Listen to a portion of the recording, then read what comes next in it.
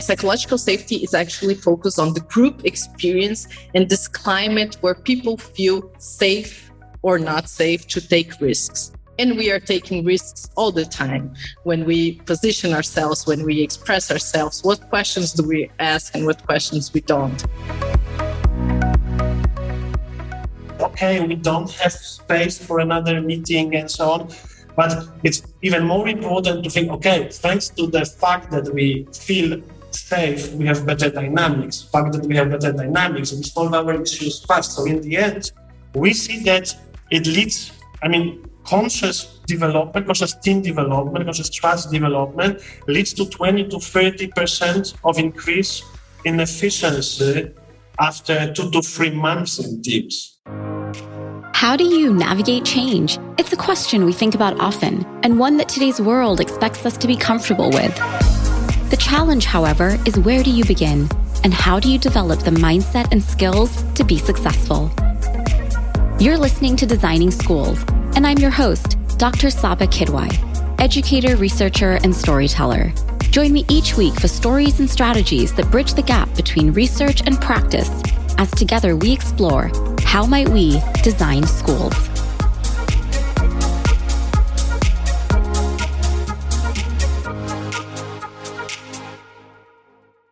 Trust.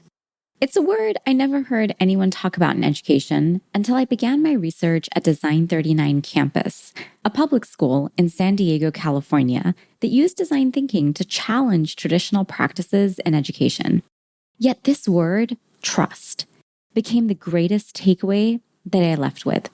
We talk about culture, we talk about vision, we talk about collaboration, creativity, and so many other things when speaking about what we want to see in schools. Yet I rarely hear the word trust. During my research, I learned that trust was the foundation if anything else was to thrive.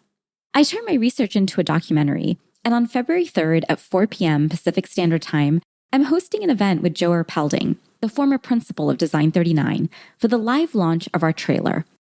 If you want to learn more about our research study at Design 39, come watch the trailer with us and hear from the teachers and parents about the value of design thinking in K-12, then I invite you to reserve your free ticket at the link that I'll include in the show notes, or you can visit designingschools.org. I'm so excited to introduce you today to Larissa and Adam. Larissa and Adam are the co-founders of MakeTeamWork, a global consultancy specializing in team development, culture change, and visual collaboration. They were founded in 2020, moments before the pandemic began, and they're headquartered in Amsterdam. They have a relevant portfolio of services and an incredible roster of clients, designing and facilitating bespoke learning experiences that help teams build trust and achieve great results. You'll definitely want to browse their site because in such a short time, they've amassed an incredible library of case studies, a true testament to their incredible approach working with teams. They've been praised for a hands-on approach. They're thought leaders in applying agility, creativity, and the science of team and organizational development into workplaces around the globe, both in person and remotely. I'm actually really excited to introduce you to their incredible analogy, the Quirky Owl program. They share it in the podcast where they use it to equip leaders to be authentic while having the tools to develop high-performing teams. I first heard Larissa and Adam speak at the Reflect conference hosted by Mural. I'll drop a link into the recording of their session in the show notes as well. These days, when I'm looking to learn from someone, I'm really looking for depth. So in this case, yes, we know trust and vulnerability are important, but I'm looking for strategies that are really going to help you shift your practice and go deeper. And Adam and Larissa really rise to the occasion. I begin by asking Larissa and Adam how they came to co-found a company together just a few short moments before the pandemic began. Yeah, just before COVID. And before that, we met in Berlin. But what really connected us is that we both did a master's degree program at Hyper Island, which is an experiential digital leadership school, originally from Sweden. And during our program, we both learned a lot about development, vulnerable leadership, feedback, psychological safety, and many more of these, let's call them modern leadership topics. And I was doing this program in 2017, Larissa in 2019. And in 2019, Larissa, after her program, moved to Berlin. And this is where we met. And I was back then leading a startup in Berlin. We were developing a learning, very nice learning product. Inential is a startup. It still goes forward. I exited in the end of 2019 because I was already really craving of getting back to the fields, to work again with real people, with real teams, and really have impact on what's going on there, dynamics, in trust, and how teams collaborate together. So in the end of 2019, I exited the startup, and then we decided to go full on. It was still before COVID. So first we got 2 projects from our former clients, and then when COVID really hit, they needed to adapt fast to the new reality. They needed to work out their remote culture, and this is where we helped them. And that was like an initial project connected to culture. Then we developed our online course, Teamwork Essentials, which, probably this is the mural that you might have seen. And this course, we didn't get rich, but it opened really a lot of doors for us. And we met a lot of fantastic people and also checked relevance of different programs. It was a little bit like writing a book, Larissa, no? What do you think? Maybe you can jump in and continue a little bit on the story. Yes. So as previous strategists, we were both strategists as well. I think it was a shift in our career to help not only teams create the best solutions, but focus on how they work together for them to be actually able to deliver to those amazing solutions. So it was a great shift with a very big need in the market, and that is only growing. It's a need that, as you mentioned, from your background and your experience in education, a need that doesn't have as much awareness. I think COVID helped a lot. And we still have a big wave coming in front of us. How do we look at new ways of working?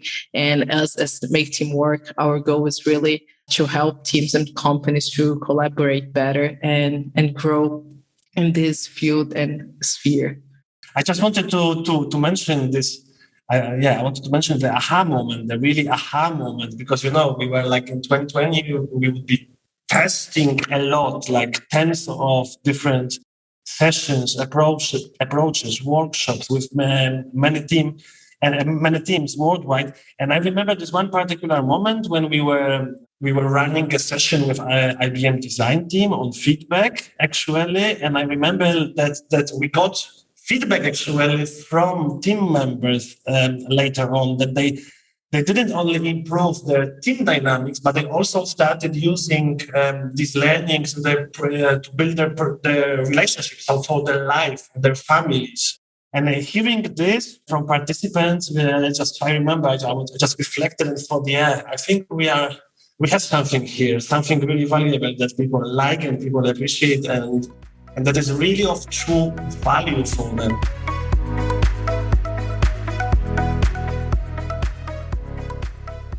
As Larissa and Adam share, designing teams is a need in the market. It's a need many people didn't even know they had until the pandemic. Their goal is to help teams and companies collaborate better.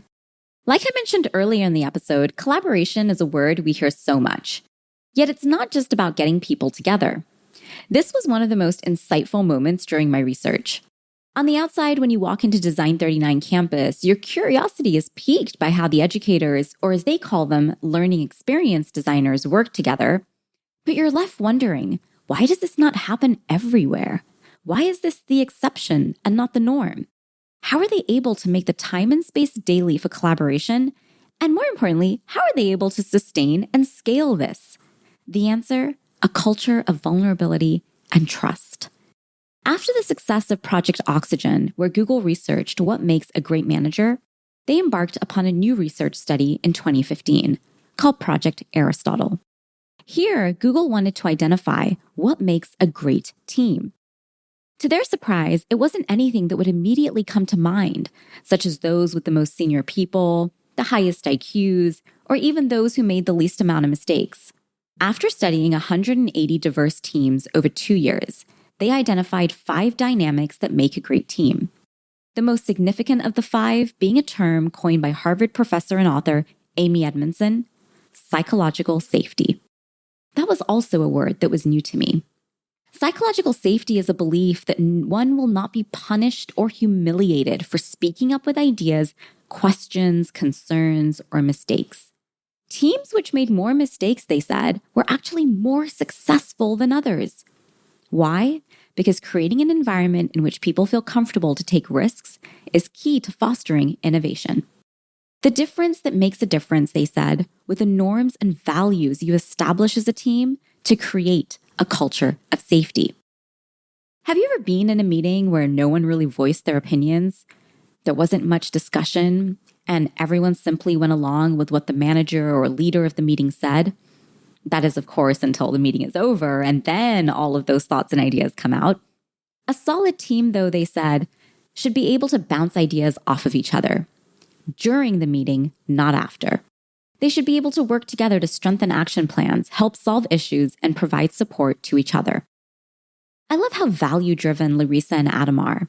You can tell how energized they are in helping people design teams as part of a culture where they can thrive together. One of my favorite lines that Joe Arpelding often shares is when you change the language, you change the conversation. I ask Adam and Larissa to define the terms that make up the language of modern-day leadership, especially the difference between psychological safety and trust. The key difference between psychological safety and trust is that psychological safety is the belief concerning the group norms, the environment, and the team, while trust is really related to my expectation in relation to you or in relation to an organization, a business, and a brand.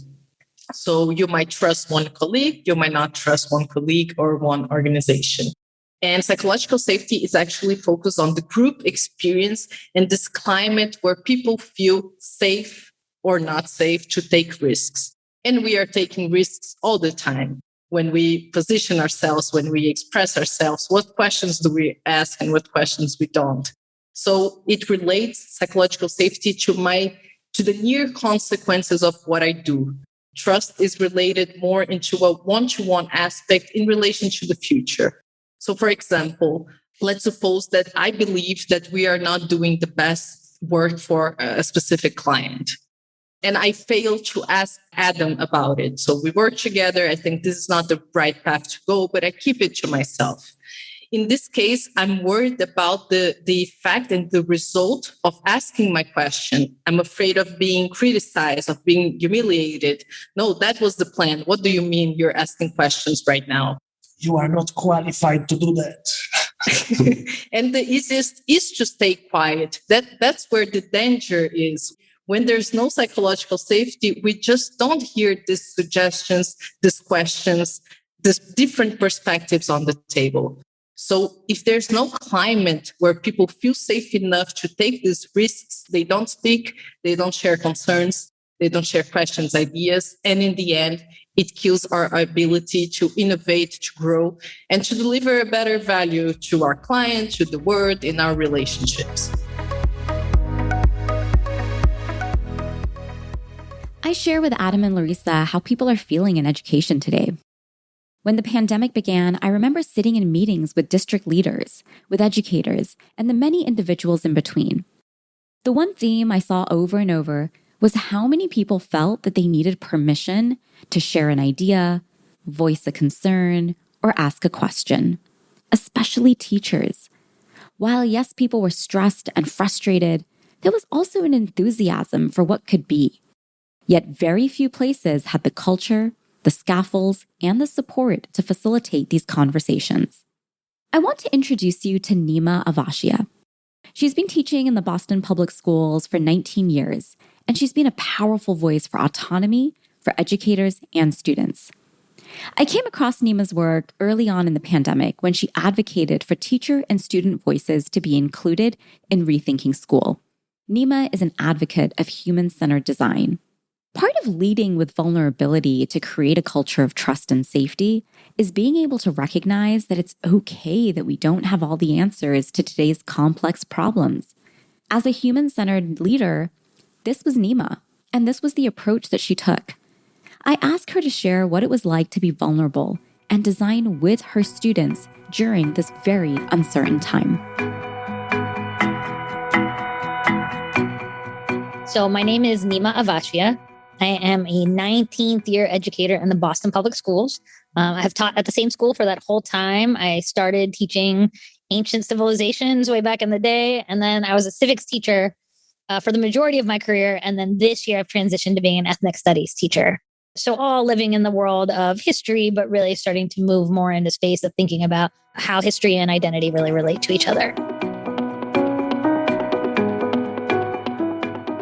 So I think it's probably important to know that like pre-pandemic, I felt like a fairly successful teacher. In general, I felt like I had strong skills around lesson planning. I knew how to engage students. I had strong relationships with students. And in the day-to-day, like I felt like things really went well in my classroom for the most part. Certainly there were always bumps. There are always things you can be better at. But by and large, I felt like I was doing pretty well. And then the pandemic happened and we're like on a daily basis in in-person school, 90 to 98% of my kids would engage. I had lost tons of students. Like on the daily, maybe half of my students were completing work. I would hold Zoom sessions and like the same 5 kids would come to them. And part of that was lack of clarity. I think in the beginning in particular, like, what are we doing? What are we supposed to be doing? There was a lot of lack of clarity for everyone. But part of it was also, I didn't know how to do it. I'd never taught online. I didn't know what it meant to be a teacher of students in a remote context. And as it became more clear that this wasn't going to be 2 weeks or 6 weeks or 8 weeks, but that we were really looking at going into the following school year, doing the same thing or some version of it, I started to feel a lot of urgency within myself to like figure out how to do better because I couldn't really face the idea of starting another school year with students who I didn't know, I didn't have relationships with. I couldn't even rely on any of those things. And I was going to be teaching them and responsible for their learning. And I was like, well, if it goes the way it's going right now, like this is going to be terrible. And no one knew what they were doing. And no one had ever done virtual learning for like entire student populations, right? By and large, when virtual learning has happened, it's been like a small subset of people who choose into that because it works for them. So it wasn't like there was like a body of research I could go read and be like, I'm going to learn from here. I really had to talk to students. I had to figure out from young people, like what wasn't working for them about this experience and what I needed to change in order to be more effective moving forward. And so I designed like a set of questions that really were about that. Like, what's working for you right now? What's not working for you? What do you think adults need to understand that they don't understand right now? And I really just created space and held space for students. And I made really clear that like, I didn't know anything and that like they were the experts on this. They're the only generation of young people who's had to do this thing that we were doing. And so really their expertise needed to drive. And it was probably one of the most transformative conversations I've had as not just an educator, but as a human being, because kids really made themselves vulnerable and were really honest about what was hard and were really honest about the ways in which we failed them. Not because, you know, they had a lot of empathy. They knew we didn't know what we were doing, but they also knew what could have made it better. And they hadn't had the space to say. And their sort of sharing of what was so hard about that remote experience really helped me to shift the way I thought about school in the fall and really helped me to change the way I design lessons, the way I engage with students, the kinds of conversations I had with families. It just really allowed me to turn in a direction that I needed to go, but that I couldn't have gone without them. Could you perhaps share like maybe like 2 or 3 of the insights that resonated with you most, that like most influenced your design? Yeah, I think that, I mean, one thing kids said is that, you know, basically our school went from doing like 7 periods a day in person to 7 periods a day online. And kids were like, this doesn't work. Like it's too fast. There aren't enough breaks. It's too much screen time. Like we can't hold all of this. And so we actually made a decision as a school community in the fall then to only do 3 classes at a time. So instead of having like 7 60-minute classes, you had like 3 90 to 100-minute classes. And we did it in a module structure. So you'd have 3 classes for 4 weeks, then you'd go to another 3, then you'd come back to your previous 3, but really kind of trying to focus on like less is more. So we need fewer people who you're interacting with at a given time. You need more time in that content area. You need to be able to go deeper and go slower. And those moves, I mean, kids just were like these. I mean, the feedback we got was that like those were exactly the right moves. And a lot of kids, it's been interesting coming back to in-person school are like, why are we doing that thing again? Right? Like, why did we go back? Like, this was right. It wasn't just right for remote.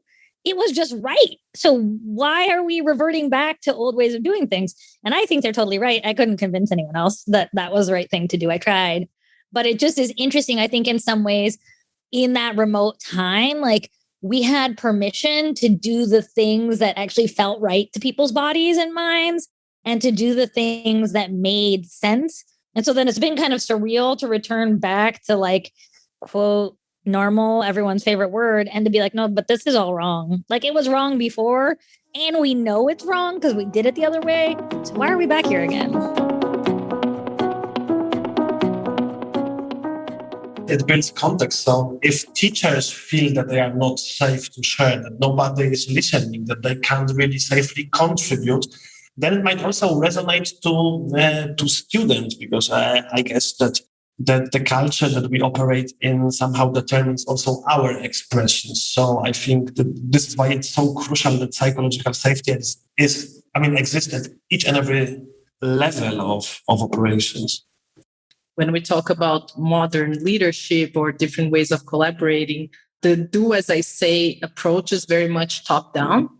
And if we do want to collaborate, to redesign the systems and the way we live, we work, we do need this space to share, to bring perspectives, and this climate that expects me to bring my best. And if I have something in my mind that is expected me to share, even though it doesn't go accordingly to the previous plan.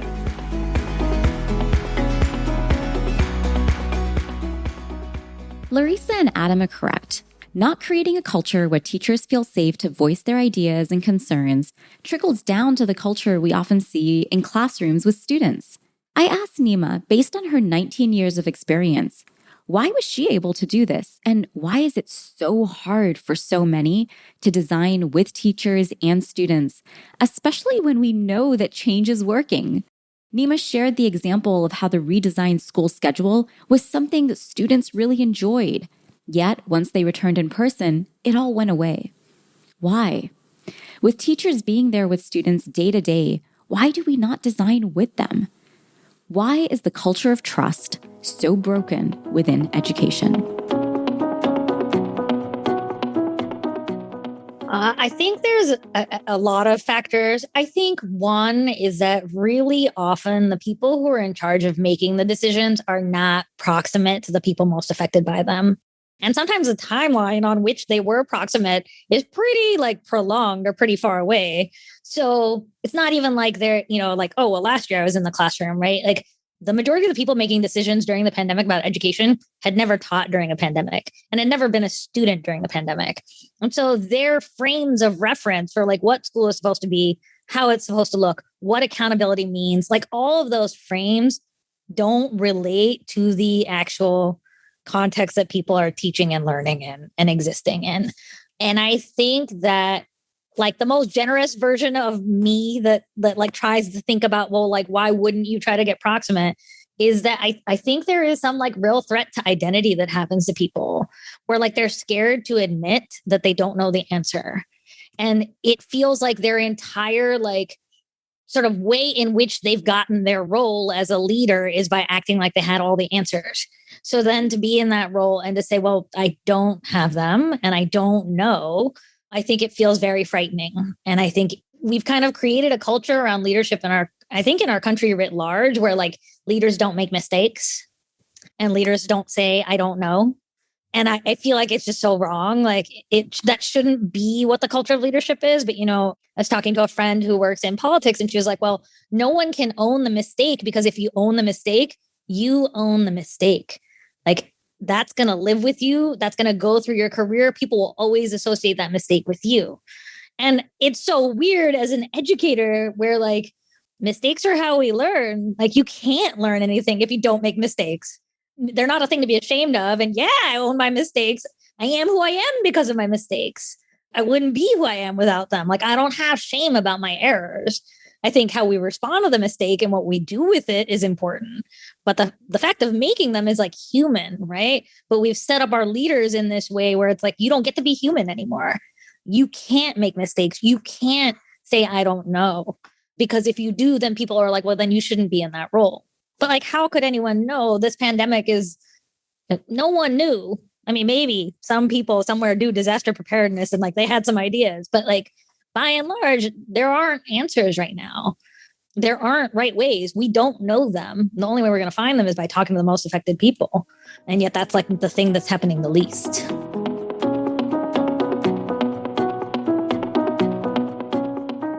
Neema reminds me of an article by Frank Levy and Richard Manane called Dancing with Robots. They share that in today's world, what differentiates humans from machines is our ability to solve complex problems to which there are no answers. A machine can solve for 2 + 2, but it can't solve for how best to design a schedule for Boston Public Schools in the midst of a pandemic.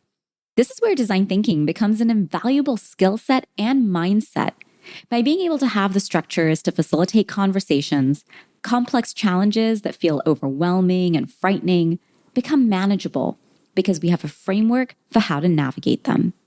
These frameworks give us the confidence to be comfortable with ambiguity and shift from being afraid to asking questions to becoming curious about empathizing with those around us and those we're designing for.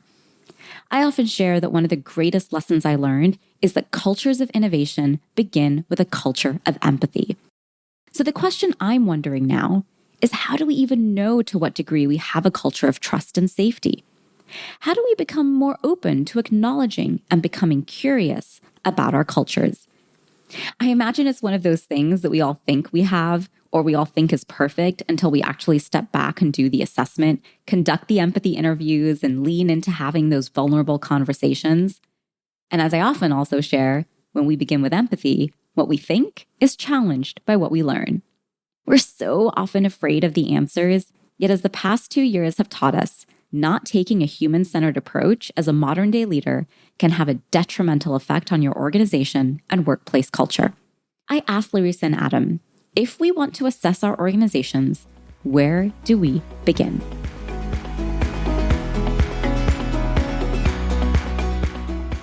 Well, I think we have to thank a lot to Amy Edmondson. She's been studying the topic for quite a while, and we have benchmarks. So we have surveys as a very popular assessment and also reflection. So we have the questions that we can scale from strongly agree to strongly disagree.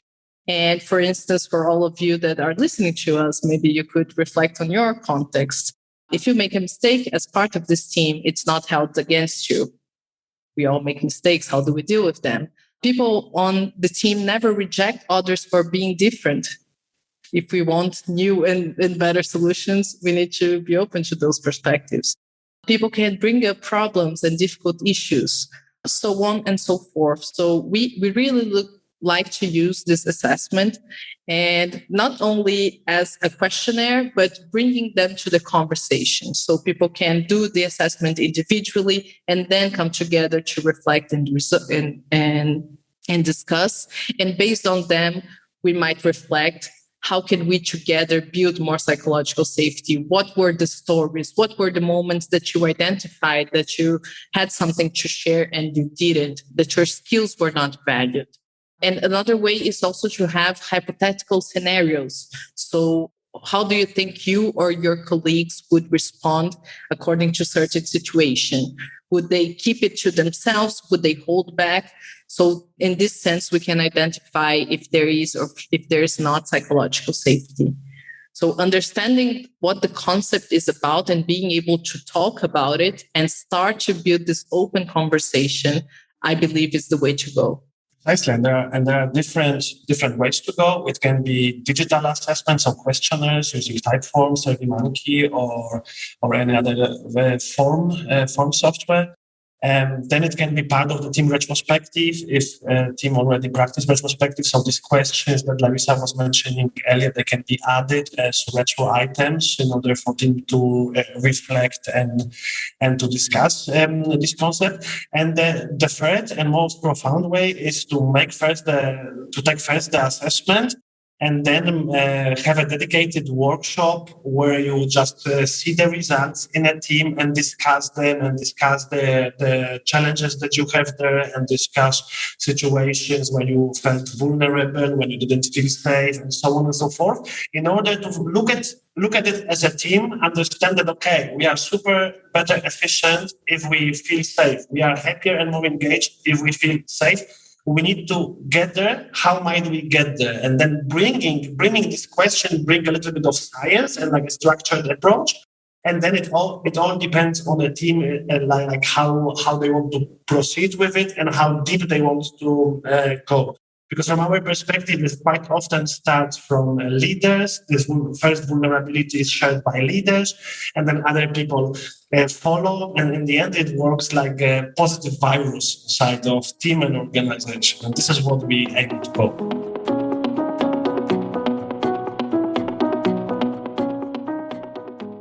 The survey and benchmark that Larissa shares from Amy Edmondson are linked for you in the show notes. Larissa asks us to examine our organizations, and this survey is a great place to start. Understand the concept, take the assessment, build an open conversation with retrospectives, and have a dedicated workshop where you can discuss these with your team, where you go deeper into examples on the different areas that came up in the survey. Adam shares the idea of a retrospective, and if you're not familiar with this term, it's essentially a reflection, and these can be done daily with your teams, weekly with your teams. Either way, they're an essential part of continuing the conversation, keeping the dialogue open, and building and reinforcing that culture of trust and safety.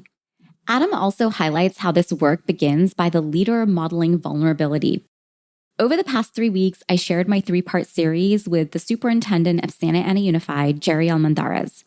If you're in education, or even if you're not, and you haven't heard these episodes already, I cannot recommend them enough. Jerry lives and breathes these practices that Larissa and Adam are sharing. In the episodes, he shares the strategies, the stories, and the outcomes from leading with vulnerability as a superintendent and the ripple effect that had across his district, from principals to students to classified staff. You'll also probably have heard me share this quote from Dr. Wanda Austin before. It's one I return to over and over again. She says leadership is not accidental. You have to make the time and space with your team to be strategic in this complex and global world that we live in today. Yet so often we struggle to prioritize making the time and space for these conversations. Whether it's time or whether we're worried about addressing what we might hear, I ask Adam and Larissa how they advise the leaders they're working with about becoming more open and more vulnerable to having these conversations.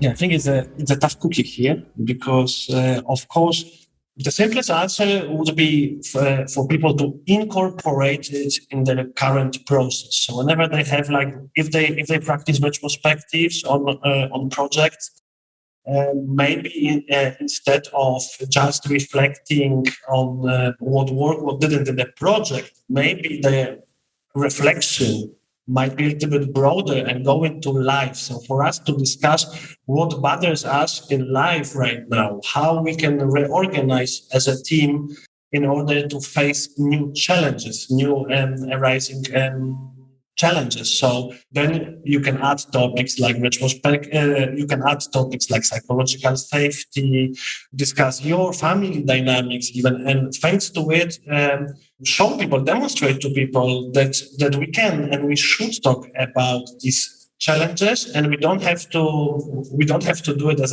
always like a separate workshop meeting or a coaching, but we can really incorporate into our daily routine.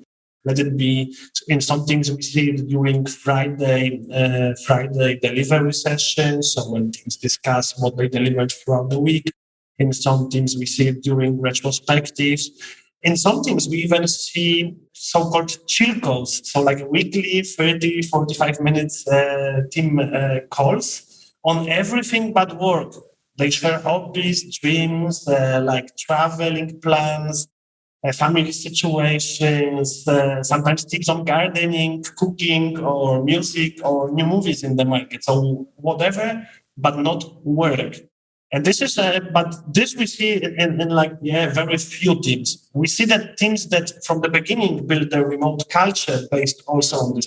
They understood that we need to get to know, we need to have also, conversations over a coffee machine or lunch conversation. We lost them all. And when we do questionnaires, when we do research with people, they say that this is what they are missing the most, all these moments. And it's funny because it's really easy to recreate, but on the other hand, we are all aware that we suffer right now Zoom fatigue and we don't want more meetings. So I guess if you don't have it solved, the first would be try to incorporate it into your current habits. And if you have some space and if you are open, go for something like Chico, for meetings when you discuss everything weekly, but not work. If I can add, I would say that in one hand, I would try to have a very good clarity on our team objective. So we are aligned on what's our what, where are we going, and invite the team to play around the how. So we know we need to deliver to this objective. How are we organizing to do that? And what can we experiment week after week? You can start by doing a small daily check-in. Everyone answers to one specific question. Can start on how do you feel? Or if you were a city today, what city would you bring? What are you bringing to work today with you? Or what do you need to do your best work today?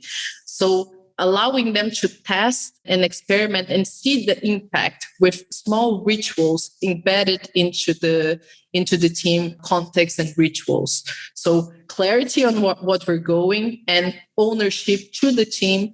Of course, the leader has a very important role to set the stage that this is welcome, that we do want to experiment and try different things, but allowing them to create situations where they can be vulnerable, they can test, they can experiment, they can adapt. So mindsets, maybe it's worth mentioning also one of the research pieces that Dan Cable did last year, because what they discovered is what difference. I mean, some teams got really disengaged during COVID, and some teams even improved engagement a little bit. And the difference between these teams is leaders' approach. Whether leaders were whether there was an intention in leaders and in teams to adapt, or whether there was an intention for leaders to wait until the normality comes back, until it's over, until COVID is over. And and this research quite well explains that leaders who adapted to the new reality, they even managed to improve the engagement. So I think the mindset is very important here, because it's very easy to say, okay, we don't have space for another meeting and so on.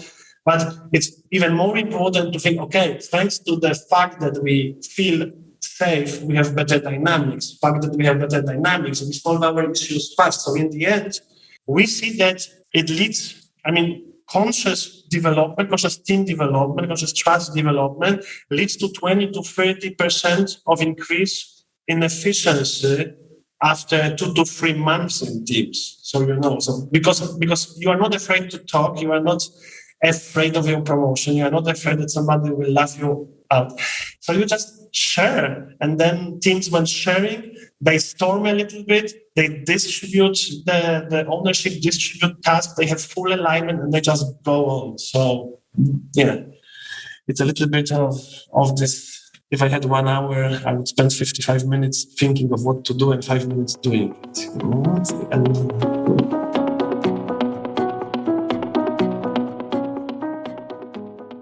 Adam so beautifully highlights how when we make this an integrated part of our weekly practice, it no longer really feels like an overwhelming task.